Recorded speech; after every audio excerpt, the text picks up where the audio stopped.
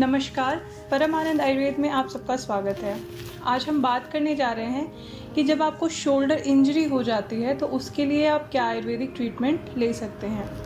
अक्सर जब हमारे कंधे में चोट लग जाती है या फिर किसी भी कारण से हमारा जो कंधा है वो कार्य करने में असक्षम हो जाता है तो हमें डेली रूटीन में भी बहुत ज़्यादा समस्याएं आने लग जाती हैं।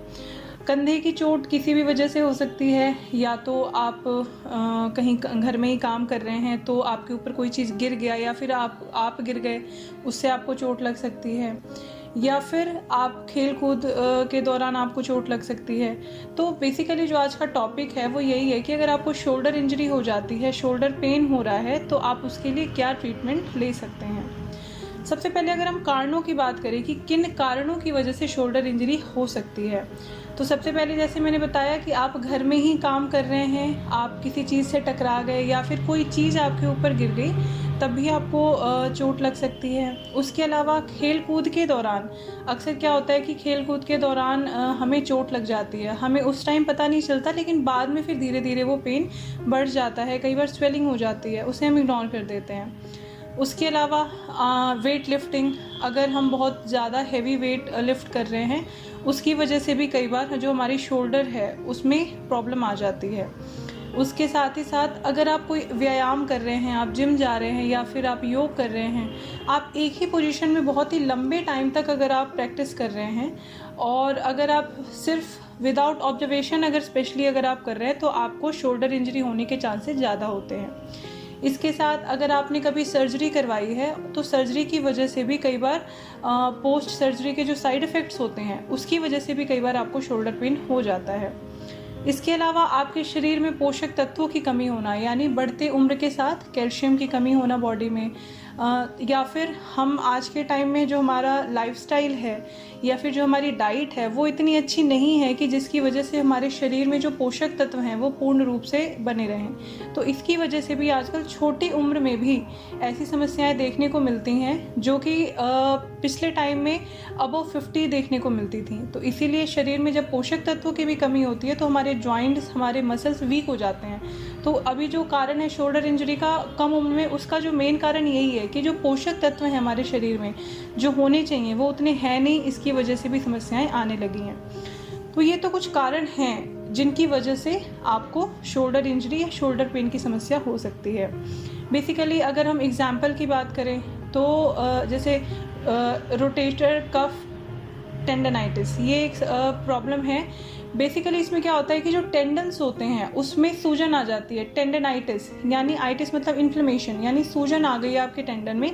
इसकी वजह से आप जो आपकी मूवमेंट है शोल्डर की वो रिस्ट्रिक्ट हो जाती है, आप मूवमेंट नहीं कर पाते हैं। इसके अलावा हेयर लाइन फ्रैक्चर हो सकता है, आपको बेसिकली मसल टियर हो सकता है। इसके अलावा फ्रोज़न शोल्डर की भी बहुत ही आम समस्या है कि जो आपकी शोल्डर है इसमें अकड़न हो जाना। तो इसमें क्या होता है कि बेसिकली या तो आप गलत पोजीशन में बैठ गए हैं, गलत पोजीशन में सो गए हैं, इसकी वजह से भी हो जाती है, या फिर हमें कोई चोट लगी है हम उसको इग्नोर कर रहे हैं, उसकी वजह से भी हो जाती है। उसके साथ ही साथ आप आम वात, ये बेसिकली शरीर में आयुर्वेद के अनुसार 3 दोष बताए गए हैं, वात पित्त कफ। तो वैसे ही वात दोष का इम्बैलेंस हो जाना और साथ में आम दोष भी जो आम है वो भी, यानी टॉक्सिन है जो आपके शरीर में जो एक्युमुलेट हो रहा है, तो वो आपके अमसा संधि यानी शोल्डर जॉइंट जो है उसमें जाके वो एक्युमुलेट हो जाता है, उसकी वजह से भी प्रॉब्लम्स हो जाती है। या फिर वहाँ पे ड्राइनेस हो गई है काफ़ी ज़्यादा, उसकी वजह से भी क्या होता है कि जो बोन्स हैं वो वीक हो जाते हैं और फिर वो ईज़िली उसमें फ्रैक्चर हो जाता है। तो ये कुछ समस्याएं हैं जिसकी वजह से आपको प्रॉब्लम हो सकती है। तो ये मैंने कुछ एग्जांपल्स दिए हैं कि ये समस्याएं आपको, जैसे आप मान लीजिए चोट लग गई आपको, तो लक्षण क्या आते हैं, आपको अकड़न हो रही है या फिर आपको वहाँ पे स्वेलिंग हो गई है, रेडनेस हो रही है, आप कोई भी काम कर रहे हैं, जैसे आप अगर रोटेशन भी करना चाहते हैं तो वो आप अपना हैंड रोटेट नहीं कर पा रहे हैं, जो डेली रूटीन एक्टिविटीज़ है वो भी अफेक्टेड होने लग जाती हैं। तो ये कुछ एग्जाम्पल्स हैं। तो अगर ये समस्याएं हैं, आपको हो रही हैं, तो आप उसको इग्नोर नहीं कीजिए, उसके लिए ट्रीटमेंट लीजिए। अब मैं यहाँ पे बात करूँगी आयुर्वेदिक ट्रीटमेंट के बारे में।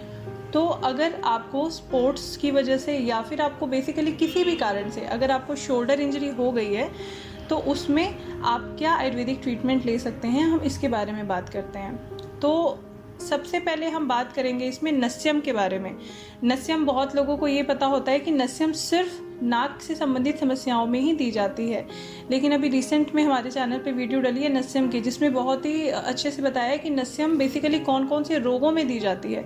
तो वहाँ पे एक वर्ड यूज़ किया गया उधर्व जत्रु, यानी बेसिकली उधर्व यानी गर्दन से ऊपर वाले जितने भी पार्ट्स हैं, आपकी गर्दन, कान, नाक, आँख और सर, इसमें अगर आपको कोई भी समस्या है तो नस्यम बहुत ही उत्तम और बहुत ही इफेक्टिव थेरेपी होती है। तो सबसे पहले आप नस्यम करवा सकते हैं। इसके साथ ही साथ कई बार क्या होता है कि सर्वाइकल की वजह से भी शोल्डर पेन हो जाता है, तो अगर सर्वाइकल की वजह से भी है तो आप उसमें ग्रीवावस्थी कहा जाता है, ग्रीवावस्थी करवा सकते हैं। इसके अलावा पोटली आपकी पोड़ी कीजिए, एला कीजिए, दोनों हो सकती है, यानी पाउडर वाली पोटली भी हो सकती है और लीव्स वाली पोटली भी हो सकती है।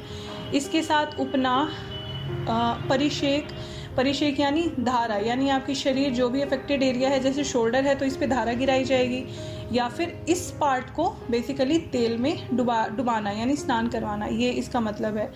उसके अलावा लेपम, यानी हम लेप लगाएंगे, वो काढ़े से या फिर पेस्ट बना के, हर्ब्स वगैरह है उससे पेस्ट बना के, या फिर पाउडर्स हैं उसका पेस्ट बना के। उसके साथ ही साथ अग्निकर्मा कर सकते हैं। और वस्ती यानी अनुवासन वस्ती, यानी अगर वात की वजह से बेसिकली अगर प्रॉब्लम हो रही है तो अनुवासन वस्ती उसमें बहुत ही ज़्यादा इफेक्टिव होती है। इसके साथ ही साथ जैसे ये तो हो गई, अगर ऐसा लग रहा है कि ब्लड सर्कुलेशन भी इफेक्टेड हो रहा है तो फिर हम उसमें जलूका थेरेपी भी कर सकते हैं। तो ये कुछ थेरेपीज़ हैं जो कि आप बेसिकली शोल्डर इंजरी अगर है, शोल्डर पेन है तो उसमें हम कर सकते हैं।